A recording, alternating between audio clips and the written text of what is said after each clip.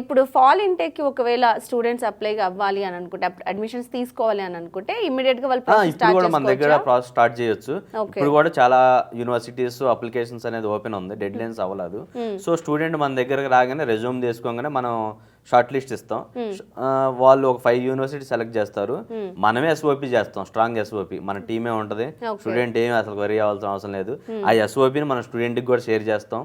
ఇది ఎస్ఓపి ఎలా ఉంది మీది డిస్కస్ చేసి స్టూడెంట్తో కూడా ఎస్ఓపి చేస్తాం. సపోర్టింగ్ డాక్యుమెంట్స్ ఎల్ఓఆర్ ఫార్మాట్స్ ఎలా కావాలి అవి కూడా మనం చేస్తాం. ఎల్ఓఆర్ అంటే లెటర్ ఆఫ్ రికమెండేషన్స్, అవి కూడా మనం సపోర్ట్ చేస్తాం.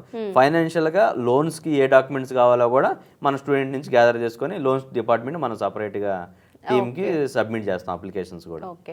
సో సార్ ఇప్పుడు బ్యాక్లాగ్స్ ఉన్న స్టూడెంట్స్ ఉంటారు కదా, సో వాళ్ళు కూడా అప్లై చేయొచ్చు? వాళ్ళు కూడా అప్లై చేయొచ్చు. ఓకే. అంటే 1-2 సబ్జెక్ట్స్ ఉంటే క్లియర్ అయిపోతాయి ఆల్మోస్ట్. సో వాళ్ళు కాన్ఫిడెంట్గా అయిపోతుంది అనుకున్న వాళ్ళకి కూడా మనం అప్లై చేయొచ్చు.